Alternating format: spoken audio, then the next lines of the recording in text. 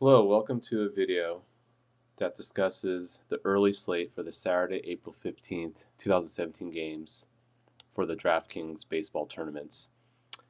And this is Gus Almashny from Advanced Sports Analytics, and we're going to talk about a couple of aces that would be worthwhile to put in your lineups, as well as some offensive players. We probably won't go to, any stacks, but we'll be looking at history and other data to make our decisions for the morning and early afternoon games. So let's start with Jake Arrieta of the Chicago Cubs. Obviously, this guy's an ace. He's got great record against the Pittsburgh Pirates. Cervelli of the Pirates has not hit him well. He's been a pretty hot hitter so far this year, but has not hit him well. Harrison obviously has been terrible. McCutcheon, who's one of the top players in the Pirates, kind of pedestrian numbers. Polanco, who tends back cleanup, also atrocious numbers. So overall, Arrieta's got great history against the Pirates. He is pitching at home and is pitching pretty well this year, so far this year. So Arrieta is definitely a worthwhile ace, even though he is expensive. But pretty big sample size against his division rival and has done very well against him. And if you look at his distribution, which you can access on the Advanced Sports Analytics site. This is the distribution of DraftKings points per $1,000 in salary distribution. It's pretty tight. He tends to average close to 2.5 DraftKings points per $1,000, and somewhat bimodal here. But given that he's going for over $10,000, we could expect a 20-plus point game from him and hopefully get the win. Another ace is Chris Sale, also pitching at home. Going against another division rival here, the Tampa Bay Rays. And not as much of a sample size against the Rays that Arya had against the Pirates, but still, it's noteworthy to see that Longoria is only 1 for 21 against Sale. Not great numbers. And a lot of the others, like Brad Miller, 0 for 5, for example. Logan Morrison, 1 for 3, not much of a sample size there. Derek Norris, 1 for 11. Souza, only 0 for 5.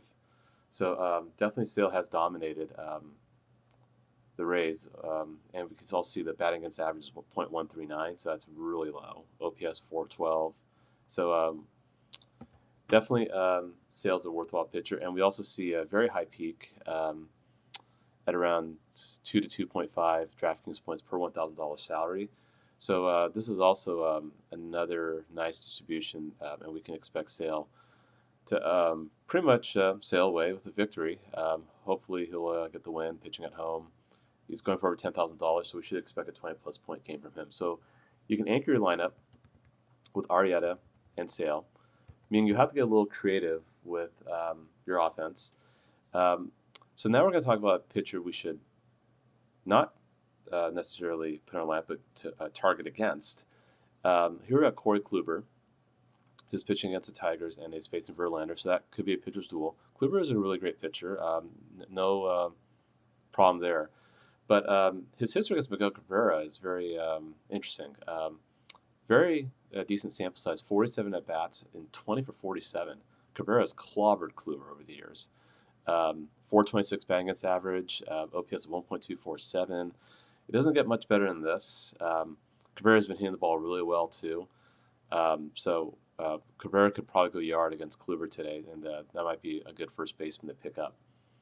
And it also looks like his some of his other teammates, like for example Victor Martinez, has done pretty well, so you can get on base, and or if Cabrera gets on base and Martinez brings him home, whatever.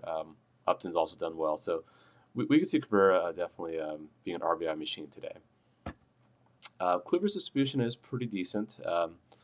So, again, he's a solid pitcher. Just wanted to reiterate that we don't think Kluber necessarily is going to get clobbered by the whole Tigers team. So, not necessarily going for the Tiger stack, but Cabrera, I think, is a worthwhile hitter to pick up. Here we have Jeremy Hellickson, another pitcher we're going to go against. The Phillies' pitching is one of the worst in the league. Surprising that it wasn't a high-scoring game yesterday, but it might be high-scoring today.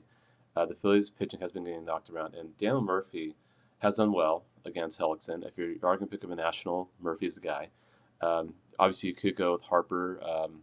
Looks like he gets walked a lot, so he might just get put on base and not really produce much. So he probably won't pitch to him, meaning Murphy's going to get the pitches, especially if Harper's batting third and Murphy's batting cleanup.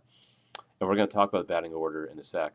The other guys haven't done so well against Hellickson, but Murphy has solid numbers, as you see right there. Here's where it gets interesting. Murphy's splits, when he's batting fourth, is much better than most of the other splits. Of course, he's done well batting seventh or eighth, but they don't really put him there anymore now. And of course, the sample size is really solid for batting fourth. And you can see it's much better than elsewhere. So when he's batting cleanup, he's pretty solid. So we really like getting Murphy in our lineup today. And Hellickson's distribution, not great, kind of all over the place. And so he could have a pretty terrible game. And especially if the Phillies kind of get back to how they've been playing, just not pitching well and getting knocked around, and Murphy could benefit greatly from that. We're going to end off with Lance McCullers, young pitcher for the Astros, shown a lot of promise. He's pitching in Oakland. And not much of a sample size against the A's, but it's interesting to note that Simeon and Vogt have done well against him, 4 for 6 and 5 for 8 respectively. Strong numbers.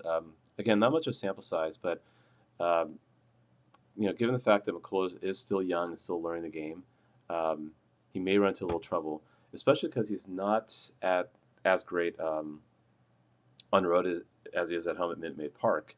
We look at the batting against average is pretty significant when you look at the home away splits. His win-loss record is night and day.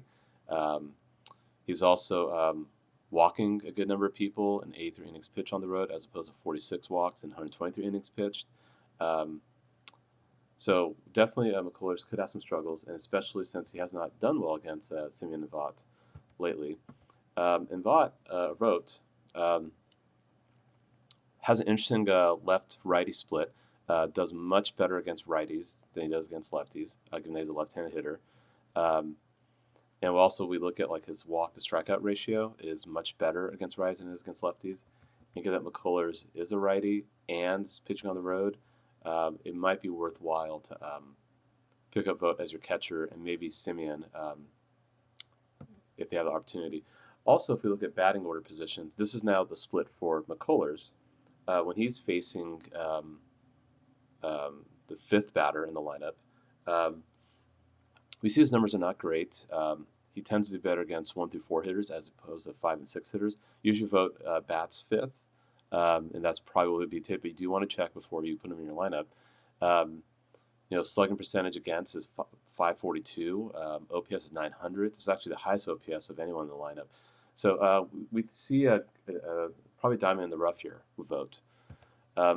McCullers' distribution is not bad. Again, he's a nice young pitcher, but he may have some struggles in Oakland today. And that pretty much concludes the video. We'll try to check in again for the later games this afternoon.